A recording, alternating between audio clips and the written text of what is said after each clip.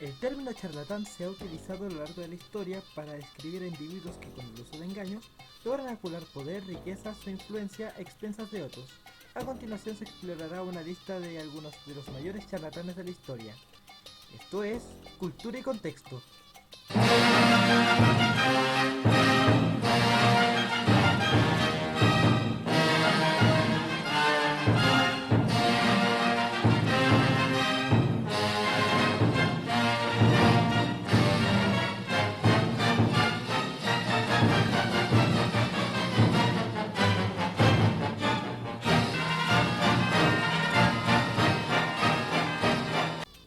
Francisco de Sandoval y Rojas, también conocido como el Duque de Lerma, nació en Tordesillas en 1553, ascendió al poder como el valido de Felipe III, un monarca con poco interés en los asuntos de Estado. Aprovechándose de su posición, Lerma llevó a cabo una audaz operación especulativa. Compró una gran parte de Valladolid a bajo costo y convenció al rey para trasladar la capital allí bajo el pretexto de los peligros de la peste y la insalubridad de Madrid.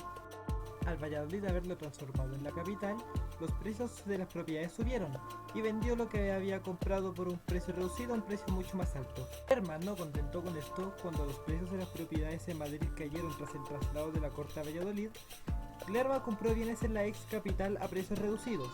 Posteriormente, al persuadir a Felipe III de regresar a Madrid, pudo vender nuevamente estas propiedades a precios elevados, consolidando así una ganancia neta considerable. Se estima que compró propiedades por 80.000 maravedíes y obtuvo 55 millones en estas operaciones. Las irregularidades financieras y el abuso de poder provocaron una investigación que sacó a luz los excesos de Lerma. Ante la presión creciente y la evidencia de su corrupción, Lerma se vio obligado a actuar para protegerse. Sabía que su posición de valido estaba en riesgo y que sin el amparo real enfrentaría graves consecuencias, posiblemente la horca. Para evitar este destino, Lerma pidió al Papa ser nombrado cardenal, lo cual le permitiría retirarse de sus posiciones en Lerma bajo la protección de la Iglesia. En 1618, con el permiso de Felipe III, renunció a su puesto de valido y se retiró a su localidad de Lerma tras recibir el título de cardenal.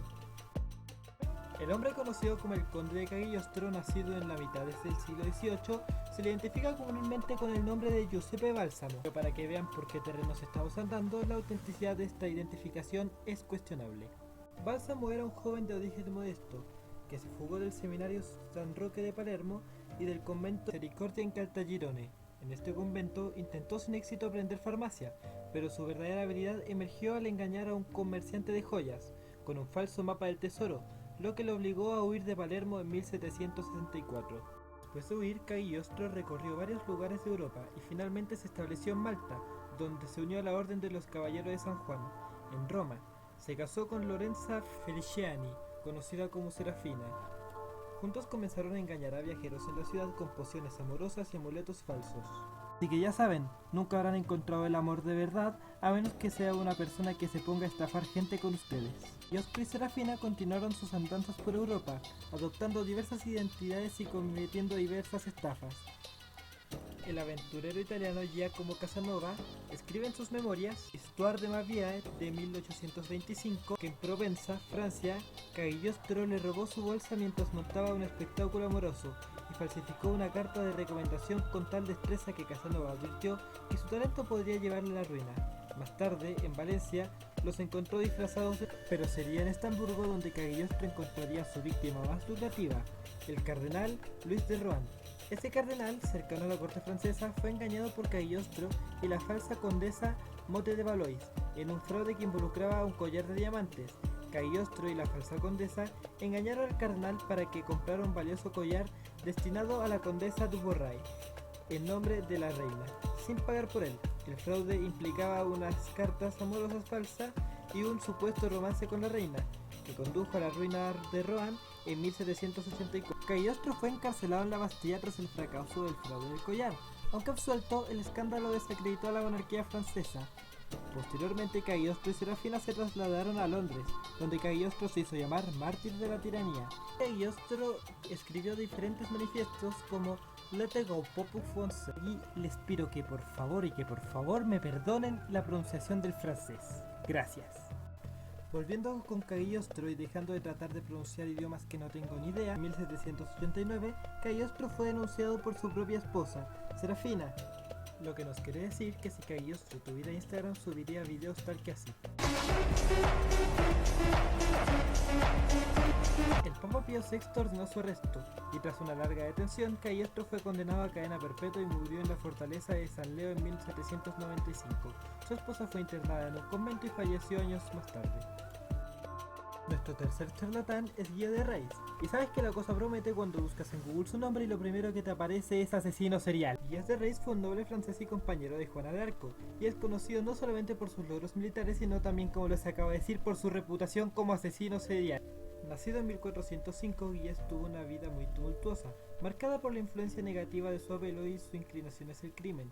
Inicialmente un héroe de guerra y mariscal de Francia, su vida tomó un giro oscuro tras la muerte de Juana de Arco y el declive de su fortuna. Guille se retiró del ámbito militar y se entregó al hedonismo y, según fuentes de la época, algo tranquilo: la magia negra.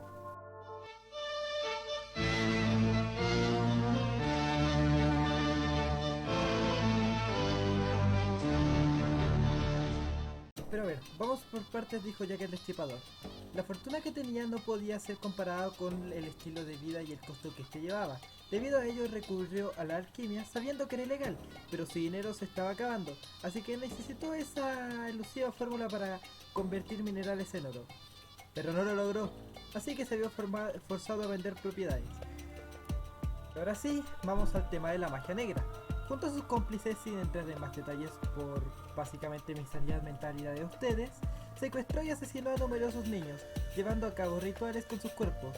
Su conducta llevó a una investigación que descubrió sus atrocidades. Arrestado en 1440, fue juzgado por brujería, asesinato y otros crímenes, y finalmente fue ejecutado. Su historia inspiró en parte el cuento de Charles Perrault, Barba Azul. Hubo una vez un hombre rico y con la barba azul. Era feo, Súper feo, mucho más feo que tú.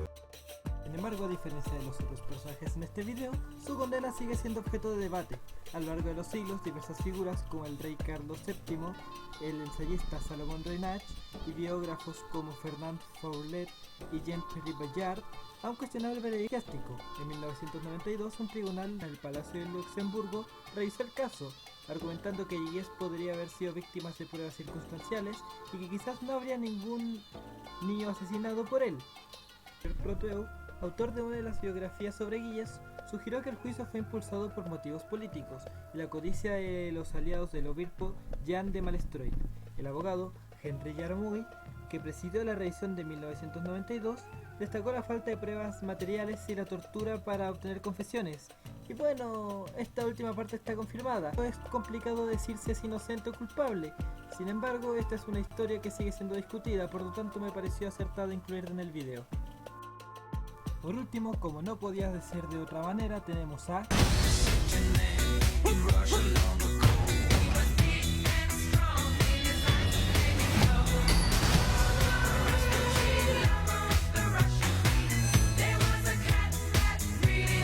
Así es, Grigori Rasputin fue un campesino humilde y semi-analfabeto de Siberia, pero logró ascender hasta convertirse en consejero de los últimos zares de Rusia.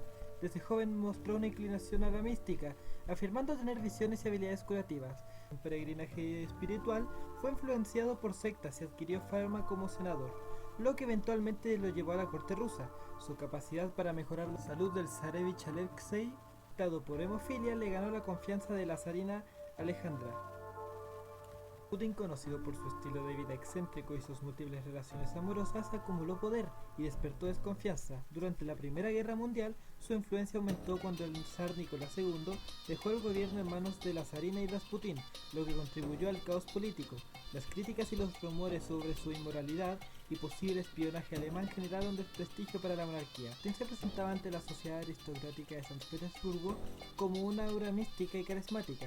A pesar de ser un campesino con poca educación, su aspecto desaliñado y su imponente altura de 1,93 metros, junto a su habilidad para cautivar a la gente, le otorgaron una gran popularidad entre la clase alta. Esta élite buscaba entretenimiento y respuestas a lo sobrenatural. La verdad es que si te aparecía un tipo con esta cara le ibas a creer que sabía de algo sobrenatural. Como ya dije, uno de los principales engaños fue su supuesta habilidad para curar la hemofilia del zarevich Alexei. Aunque no está claro cómo lo logró, parece que su presencia calmaba a la zarina y alejaba a los médicos, lo que básicamente reducía el estrés del niño. Además, recomendó evitar el uso de aspirinas, lo cual, si bien fue un fruto de la superstición del personaje, al final resultó ser un acierto que contribuyó a que la condición del joven mejorara. Esto lo hizo ver como un curandero milagroso y consolidó su posición en la corte. Uno de los aspectos más controvertidos en la vida de Rasputín fue su relación con la familia imperial, especialmente con las princesas. A medida que su influencia crecía, también lo hacían los rumores sobre su comportamiento inapropiado con ellas. Algunas de las empleadas del palacio afirmaban que Rasputín había abusado de las jóvenes, lo que generaba un ambiente de escándalo en la corte. Viñetas pornográficas que representaban situaciones comprometedoras con él y las princesas circulaban ampliamente, y el diputado Vladimir Purichkevich empezó a culpar a la zarina por permitir que Rasputín se acercara tanto a la familia. Estos escándalos contribuyeron al desprestigio no solo de Rasputín, sino también a la monarquía rusa. Sin embargo, la zarina Alexandra confiaba ciegamente en él, permitiéndole acceder de manera íntima a la familia, ignorando las advertencias de los otros funcionarios, como el primer ministro Vítor Pin, quien había ordenado investigaciones sobre su comportamiento en prostíbulos y tabernas. Finalmente, Rasputín fue asesinado por nobles, quienes lo envenenaron, dispararon y arrojaron al río Neva. Vamos, por si había duda de que se había muerto, sí, se murió. Y así es como acaba una de las vidas de los charlatanes más grandes de la historia, pero que nos ha dejado una de las mejores canciones para bailar en Just Dance.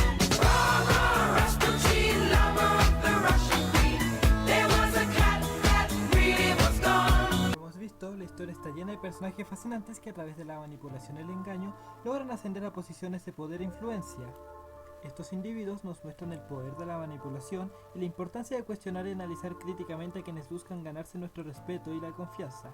La historia está llena de lecciones sobre el engaño, el poder y la vulnerabilidad humana, y cada uno de estos personajes es un recordatorio de que no todo lo que reluce es oro. Ahora dime, ¿conoces algún otro charlatán de la historia? Déjalo en los comentarios.